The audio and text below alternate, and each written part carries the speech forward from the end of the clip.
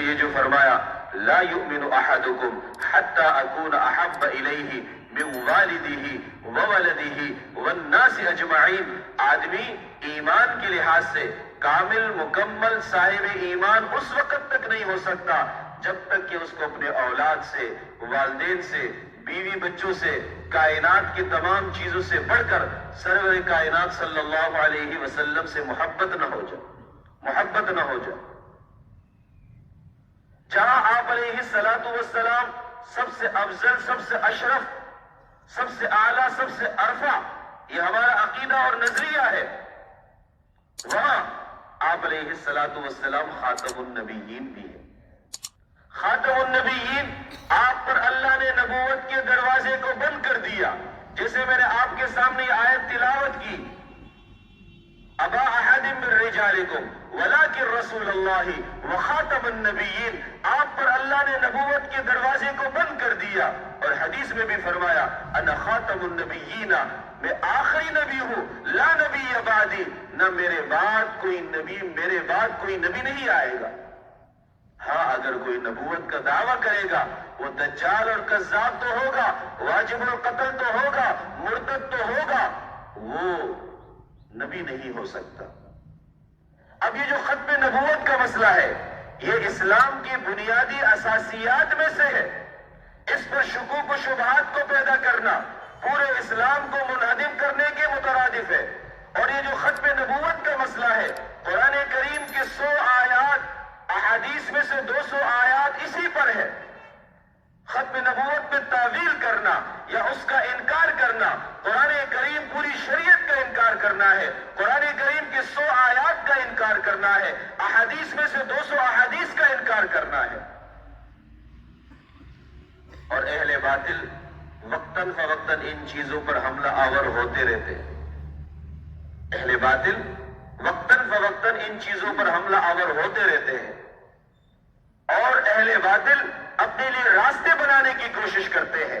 کبھی عدالتوں کے ذریعے سے، کبھی انتظامیہ کے ذریعے سے، کبھی پارلیمنٹ کے ذریعے سے، کبھی دیگر قوتوں کے ذریعے سے۔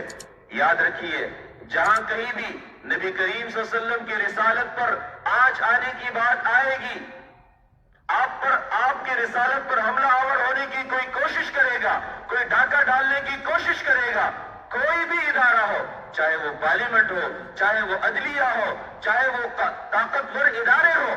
ہم سب کے سامنے سیسا پلائی ہوئی دیوار بنیں گے، اس کا راستہ روکنے کی کوشش کریں گے، چاہے وہ اپنے آپ کو جتنا بھی طاقتور کہہ لے،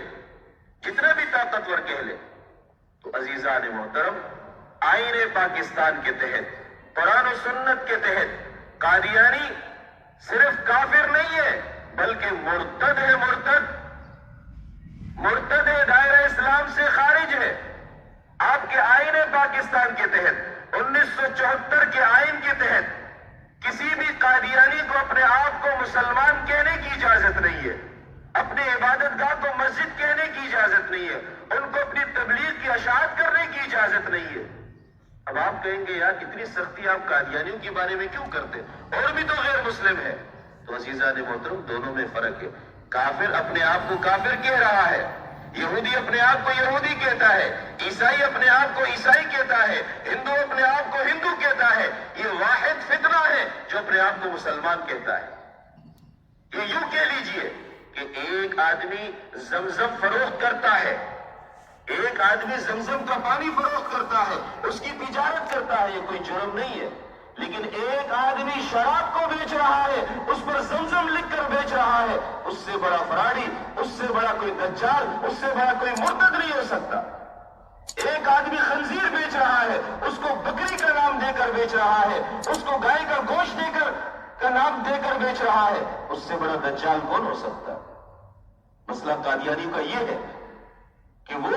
گویا کے خنزیر کو بکری بنا کر پیش کر رہے ہیں، گویا کہ وہ شراب کو آب زمزم بنا کر پیش کر رہے ہیں۔ اب آپ کہیں گے جی مولوی صاحب آپ نے یہ قادیانیت کا مسئلہ کہاں سے اٹھا کر آپ لے کر آ گئے، آج کے جمعے میں آپ نے اس موضوع پر بات کیوں کی؟ تو ذرا میں اس کے پس منظر کی طرف جانا چاہوں گا۔ ابھی حالیہ الیکشن ہو رہے تھے، الیکشن سے 2 دن پہلے ہمارے سپریم کورٹ پاکستان کے اندر یہ مسئلہ آیا، ایک قادیانی کے خلاف FIR درج ہوا تھا جو تفسیر اور اپنے لٹریچر چھاپ کر تقسیم کر رہا تھا، اور آئین پاکستان کے تحت قرآن و سنت کے تحت اس کو اس کی بات کی اجازت نہیں تھی۔ جب یہ مسئلہ سپریم کورٹ پہنچا تو ابھی پچھلے ہفتے انہوں نے اس پر ہیئرنگ یہ دی، اپنا ریمارکس یہ دیا کہ جی دیگر غیر مسلموں کو بھی تو اجازت ہے اپنی تبلیغ کی، اشاعت کی، تو قادیانی کو بھی اجازت ہونی چاہیے، جبکہ آپ کے آئین کے اندر قادیانیوں کو اس کی اجازت نہیں ہے، قرآن و سنت کے مطابق اس کی اجازت نہیں ہے، جبکہ وہ کہ اجازت ہونی چاہیے۔ مسئلہ یہ ہے ہمارے ہاں پاکستان میں سب سے بڑی خرابی یہ ہے، کوئی بھی ادارہ اپنی ذمہ داری نہیں نبھاتا، دوسرے ادارے کے اندر وہ دخل اندازی کی کوشش کر رہا ہے۔ جیسے عدلیہ ہے، اس کا کام عدل و انصاف کو قائم کرنا، وہ عدل و انصاف کو قائم کرنے کے بجائے دیگر چیزوں کے پیچھے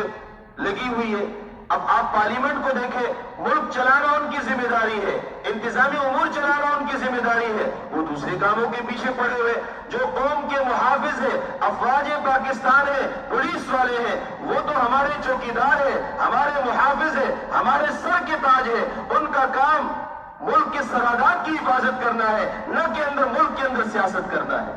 سارے ادارے ایک دوسرے کے اندر دخل اندازی کے اندر مصروف۔ ملک کے حالات اس وقت تک بہتر نہیں ہو سکتے جب تک کہ ہر ادارے اپنے دائرے کار کے اندر رہ کر کام نہ کر لے۔ عدالت کی جو ذمہ داری ہے وہ اپنی ذمہ داری نبھائے،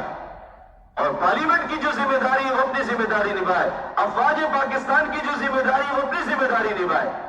پاکستان کے مسائل پہلے سے کم ہیں جو اب قادیانیت کے مسئلے کو ہم اٹھا کر لے کر آ گئے۔ پہلے ہی پاکستان اتنے سارے مسائل کے شکار ہے، ایک اور مسئلے کی طرف ہم لے کر آ گئے۔ اللہ تبارک و تعالی ہمیں سمجھ دے اور ہمت دے، اور اس قسم کے راستے کو ہر